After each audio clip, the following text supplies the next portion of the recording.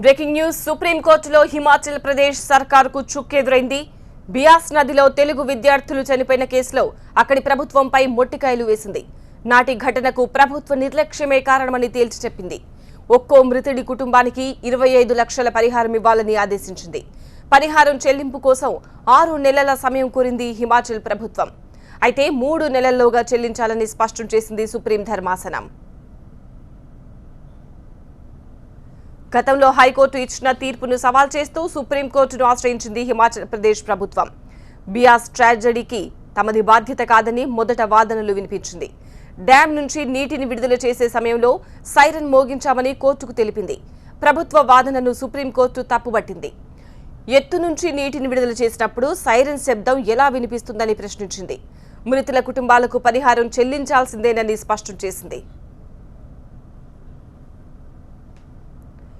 2014లో VNR విజ్ఞాన జ్యోతి engineering college నుంచి 48 మంది విద్యార్థులు కులు మనాలి టూర్కు వెళ్లారు. అయితే బియాస్ నది దగ్గర ఫోటోలు తీసుకుంటున్న తరుణంలో ఒక్కసారిగా డ్యాం గేట్లు ఎత్తారు. దీంతో నీటి ప్రవాహంలో విద్యార్థులు కొట్టుకుపోయారు. ఈ దుర్ఘటనలో 24 మంది విద్యార్థులు గల్లంతయ్యారు.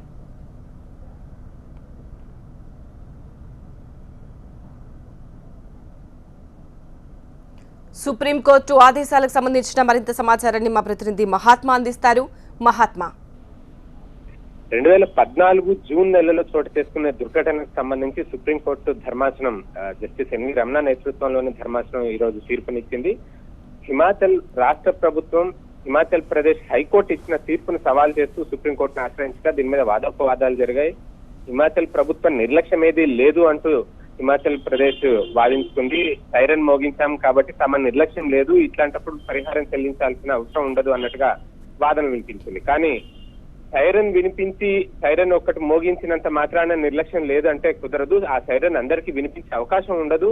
పైపెచ్చు డ్యామ్ గేట్లన్నీ ఒకేసారి విడుదల చేసే క్రమంలో తీసుకోవాల్సిన జాగ్రత్తలేవి కూడా పాటించలేదు అన్న అభిప్రాయానికి ఇటు సుప్రీం ధర్మాసనం వచ్చింది. ఈ నేపథ్యంలోనే పరిహారం ఎట్టి పరిస్థితుల్లోనే చెల్లించి తీరాల్సిందేనని స్పష్టం చేసింది. అయితే పరిహారం చెల్లించడానికి తమకు 6 నెలల గడువు కావాలన్నా కూడా కాదు, 3 నెలల లోపే పరిహారం బాధిత కుటుంబాలకి చెల్లించాల్సిందేనంటూ సుప్రీంకోర్టు ధర్మాసనం తెలియజేసింది. ఒక్కొక్క కుటుంబానికి 25 లక్షల చొప్పున హిమాచల్ రాష్ట్ర ప్రభుత్వం నుంచి ఇప్పుడు పరిహారం అందనుంది.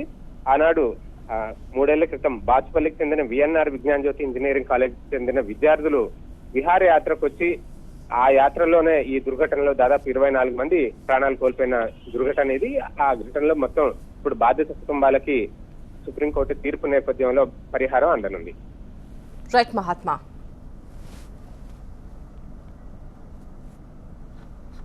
సుప్రీంకోర్టులో హిమాచల్ ప్రదేశ్ సర్కారుకు చుక్కెదురైంది. బియాస్ నదిలో తెలుగు విద్యార్థులు చనిపోయిన కేసులో అక్కడి ప్రభుత్వంపై మొట్టికాయలు వేసింది. నాటి ఘటనకు ప్రభుత్వ నిర్లక్ష్యమే కారణమని తేల్చి చెప్పింది. ఒక్కో మృతుడి కుటుంబానికి 25 లక్షల పరిహారం ఇవ్వాలని ఆదేశించింది. పరిహారం చెల్లింపు కోసం 6 నెలల సమయం కోరింది హిమాచల్ ప్రభుత్వం. అయితే 3 నెలల్లోగా చెల్లించాలని స్పష్టం చేసింది సుప్రీం ధర్మాసనం. అయితే గతంలో హైకోర్టు ఇచ్చిన తీర్పును సవాల్ చేస్తూ సుప్రీంకోర్టును ఆశ్రయించింది హిమాచల్ ప్రదేశ్ ప్రభుత్వం. బియాస్ ట్రాజెడీకి తమది బాధ్యత కాదని మొదట వాదనలు వినిపించింది. డ్యాం నుంచి నీటిని విడుదల చేసే సమయంలో సైరన్ మోగించామని కోర్టుకు తెలిపింది. ప్రభుత్వ వాదనను సుప్రీంకోర్టు తప్పుబట్టింది. ఎత్తు నుంచి నీటిని విడుదల చేసినప్పుడు సైరన్ శబ్దం ఎలా వినిపిస్తుందని ప్రశ్నించింది. మృతుల కుటుంబాలకు పరిహారం చెల్లించాల్సిందేనని స్పష్టం చేసింది. 2014లో విఎన్ఆర్ విజ్ఞాన్ జ్యోతి ఇంజనీరింగ్ కాలేజ్ నుంచి 48 మంది విద్యార్థులు కులు మనాలి టూర్కు వెళ్లారు. అయితే బియాస్ నది దగ్గర ఫోటోలు తీసుకుంటున్న తరుణంలో ఒక్కసారిగా డ్యాం గేట్లు ఎత్తారు. దీంతో నీటి ప్రవాహంలో విద్యార్థులు కొట్టుకుపోయారు. ఈ దుర్ఘటనలో 24 మంది విద్యార్థులు గల్లంతయ్యారు.